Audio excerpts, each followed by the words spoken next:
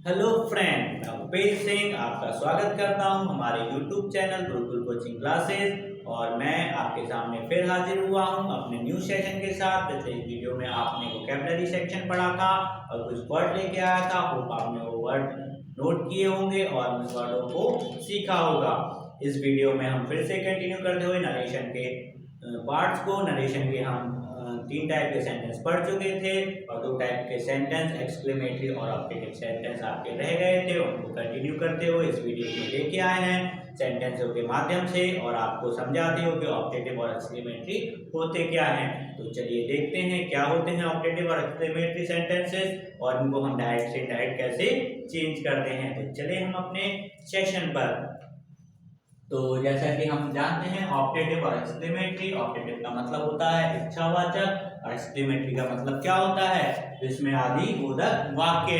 तो एक ऑब्जेक्टिव मतलब हम ऐसे वाक्य जिसमें अपनी इच्छा जाहिर करते हैं। इच्छा यानी कि हम अपनी प्रार्थना, किसी के प्रति हम कामना या फिर हम उसको कोई श्राप कर्ज करें तो ऐसी इच्छा अगर हम प्रस्तुत करते हैं किसी के प्रति तो ये ऑब्जेक्टिव में आते हैं। और उसमें आदि बोधक यानी कि हम ऐसे वाक्य या ऐसी बात को सुनकर हम क्या तो खुश हो जाएं या आश्चर्य हो जाएं या दुखित हो जाएं, तो ऐसे वाक्य एक्सक्लेमेटरी सेंटेंस कहलाते हैं।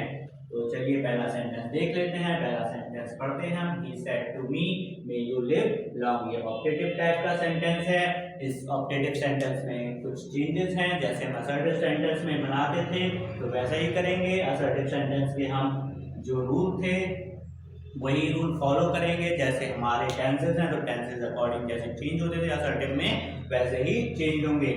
और यहाँ पर डायरेक्ट कंजंक्शन डायरेक्ट से इनडायरेक्ट बनाने में आएगा और बाकी के सेंटेंस जैसे हम असर्टिव यूज करते थे वैसे ही होगा।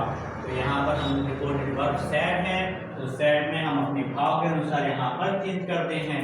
तो हम सेंटेंस को पढ़ के ये भाव आया कि वो किसी को क्या कर रहा है, विश कर रहा है कि वह क्या करे, लिव लॉन्ग मतलब ज्यादा समय जीवित रहे। तो ऑब्जेक्टिव में हम यहाँ पर विश रिपोर्टिंग वर्ब का हम ई के बाद सेड का विश कर देंगे। विश के बाद हम मी नहीं लगाएंगे, ऑब्जेक्ट नहीं आएगा क्योंकि उसके लिए विश कर रहा है, अपनी इच्छा जाहिर कर रहा है, ना कि वो उससे कह रहा है। ऑब्जेक्ट को यहाँ क्या करेंगे, हटा देंगे और ही विश्ड दैट। अब जैसा हम सेंटेंसों में करते थे यू है तो यू अकॉर्डिंग किसके आ जाएगा, ऑब्जेक्ट के। तो ऑब्जेक्ट मी है तो मी का आई हो जाएगा, तो आई मे का माइट हो जाएगा और लिव लॉन्ग। तो यहाँ सेंटेंस कंप्लीट हुआ। पहला सेंटेंस आपको समझ में आया होगा, कुछ ज्यादा कठिन नहीं है। जैसे हमने अभी तक असर्टिव सेंटेंस में किया था वही रूल्स फॉलो करने हैं। बाकी सारी चीजें हमारे लिए अब इजी हो चुकी हैं। काफी हम इस चीज में पढ़ चुके हैं, नरेशन के बारे में काफी रूल्स जान चुके हैं। तो चलिए सेकंड सेंटेंस देख लेते हैं। The hermit said, "May you all go to hell." ये ऑब्जेक्टिव फिर से सेंटेंस लेके आए लेकिन यहाँ भाव दूसरा है, go to hell यानी यहाँ पर कोई व्यक्ति दूसरे व्यक्ति को क्या कर रहा है, कर्ज कर रहा है। कर्ज यानी कि श्राप दे रहा है, श्राप कर रहा है। क्या श्राप दे रहा है कि आप लोग स्वर्ग नरक में जाइए। हेल मतलब नरक में जाइए। तो नरक में जाने का श्राप है तो हम इसको कैसे चेंज करेंगे, यहाँ पर द हर्मिट सेड है तो भाव के अनुसार रिपोर्टेड पर कर्ज में हो जाएगी, C U R S E D कर्ज। तो द हर्मिट कर्ज, अब यहाँ पर डेट आ जाएगा और यहाँ पर यू ऑल है तो ऑल का क्या हो जाएगा, that they all, they might all,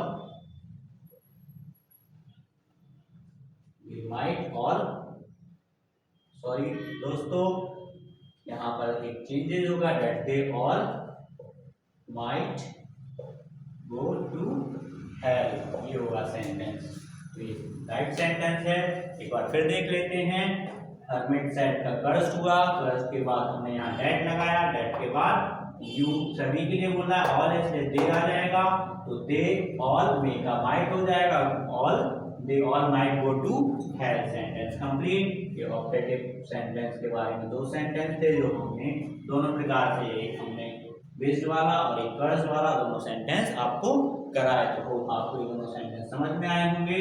चलिए हम सेंटेंस एक्सक्लेमेटरी वाले भी देख लेते हैं। तो एक्सक्लेमेटरी वाले सेंटेंस हम पहले सेंटेंस को पढ़ेंगे तो हमें समझ में आएगा कि एक्सक्लेमेटरी सेंटेंस होते क्या हैं। तो एक्सक्लेमेटरी सेंटेंस पहला सेंटेंस है, he said hurray my old friend has come. उसने कहा हुर्रे मेरा पुराना दोस्त घर आ चुका है। यहाँ पर उसको अपने दोस्त के आने की क्या हो रही है, खुशी हो रही है। तो जब उसको खुशी हो रही है तो उसका भाव प्रकट हो रहा है, कौन सा, खुशी वाला। तो खुशी वाला भाव जब प्रकट हो रहा है तो ऐसे में हम उसे मतलब विस्मय वो आदि बोधक वाक्य होते हैं, उनमें क्या करते हैं, तो हम सैड हुर्रे है तो उसको हम क्या करते हैं, हुर्रे को हटा के जो हमारा वर्ड है यहाँ पर हम उसका भाव एक्सक्लेम में लिखते हैं। तो एक्सक्लेम विद डिलाइट, डिलाइट मतलब खुश, खुशी से, तो खुशी से एक्सक्लेम है, वो खुशी से एक्सक्लेम है। तो अगर आप खुश है तो हम ही एक्सक्लेम विद डिलाइट, अगर वो दुख है कोई व्यक्ति तो ही एक्सक्लेम विद सॉरो। इस तरह से दो वर्ड का यूज करते हैं हम अपने रिपोर्टेड वर्ब में। उसके बाद यहाँ पर भी डैट लगाते हैं और ये एक्सक्लेमेटरी साइन को हटा देते हैं। तो he exclaimed with delight that a friend है, तो his old friend had come। तो उसका क्या हो गया, पुराना फ्रेंड घर आ चुका था।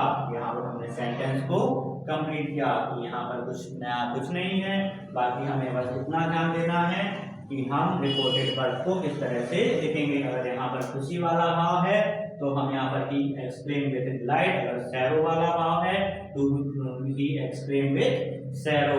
तो यहाँ पर जो सेंटेंस बाकी हम जैसे असर्टिव में चेंज करते थे वैसे ही चेंज करेंगे, पर्सन जैसे चेंज करते थे और टेंसेस जैसे चेंज करते थे।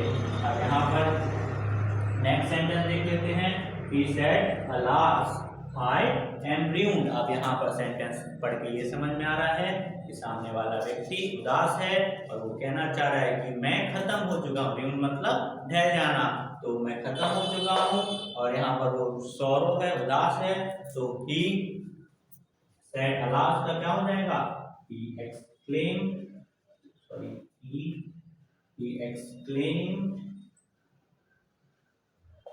with sorrow, exclaim with sorrow. तो हमें ये दो चीज़ों का ध्यान रखना है, एक्सक्लेम विद डिलाइट और एक्सक्लेम विद सॉरो दैट। अब यहाँ पर आई है तो आई का क्या हो जाएगा, ऑब्जेक्ट सब्जेक्ट के अकॉर्डिंग जाएगा, दैट ही वाज ड्यून्ड। तो अच्छे से लिख लेते हैं, RUINED, ही वाज ड्यून्ड। तो यहाँ पर सेंटेंस कंप्लीट हुआ। होप आपको सभी सेंटेंस ऑब्जेक्टिव और एक्सप्लेनेटिव सेंटेंस समझ में आ गए होंगे। और इस वीडियो से हमने आपको यहाँ से आज से हमने नरेशन आपका कंप्लीट किया। हमारे नरेशन के सभी प्रकार के सेंटेंस कंप्लीट हो चुके हैं। तो हमारे असर्टिव के बाद हमने किए थे इंट्रोगेटिव का इंपेरेटिव और आज ऑब्जेक्टिव और एक्सक्लेमेटरी। तो सेंटेंसों से आप सभी को सेंटेंस नरेशन समझ में आ गए होंगे। तो हमारा नरेशन टॉपिक आज खत्म हुआ। तो आपको कोई भी सेशन में कोई डाउट हो, कुछ परेशानी हो, कुछ चीज़ समझ ना आ रही हो तो हमारे कमेंट सेक्शन पे आप हमको बता सकते हैं और हमें सजेस्ट कर सकते हैं। और आज हमारा ये वीडियो यहीं समाप्त हुआ। तो धन्यवाद। चलते हैं नए सेशन में, अगले वीडियो में आपसे मिलेंगे अगले वीडियो में। धन्यवाद।